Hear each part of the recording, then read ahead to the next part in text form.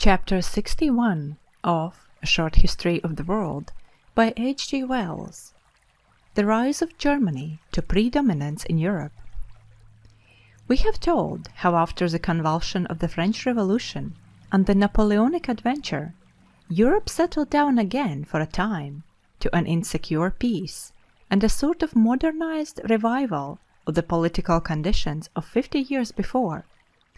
Until the middle of the century, the new facilities in the handling of steel and the railway and steamship produced no marked political consequences. But the social tension due to the development of urban industrialism grew. France remained a conspicuously uneasy country. The Revolution of 1830 was followed by another in 1848. Then Napoleon III, a nephew of Napoleon Bonaparte, became first president, and then, in 1852, emperor. He set about rebuilding Paris, and changed it from a picturesque 17th century insanitary city into the spacious Latinized city of marble it is today.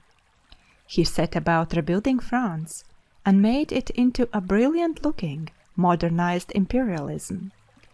He displayed a disposition to revive that competitiveness of the great powers which had kept Europe busy with futile wars during the 17th and 18th centuries. The Tsar Nicholas I of Russia, 1825 to 1856, was also becoming aggressive and pressing southward upon the Turkish Empire with his eyes on Constantinople. After the turn of the century, Europe broke out into a fresh cycle of wars. They were chiefly balance of power and ascendancy wars. England, France, and Sardinia assailed Russia in the Crimean War in defense of Turkey. Prussia, with Italy as an ally, and Austria fought for the leadership of Germany. France liberated North Italy from Austria at the price of Savoy, and Italy gradually unified itself into one kingdom. Then Napoleon III was so ill-advised as to attempt adventures in Mexico during the American Civil War. He set up an Emperor Maximilian there, and abandoned him hastily to his fate. He was shot by the Mexicans, when the victorious federal government showed its teeth. In 1870 came a long pending struggle for predominance in Europe between France and Prussia. Prussia had long foreseen and prepared for this struggle, and France was rotten with financial corruption.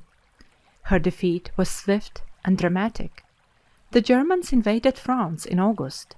One great French army under the emperor capitulated at Sedan in September. Another surrendered in October at Metz. And in January 1871, Paris, after a siege and bombardment, fell into German hands. Peace was signed at Frankfurt, surrendering the provinces of Alsace and Lorraine to the Germans.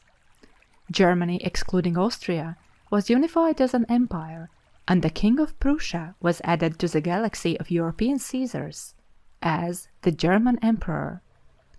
For the next 43 years, Germany was the leading power upon the European continent. There was a Russo-Turkish War in 1877-78, but thereafter, except for certain readjustments in the Balkans, European frontiers remained uneasily stable for 30 years.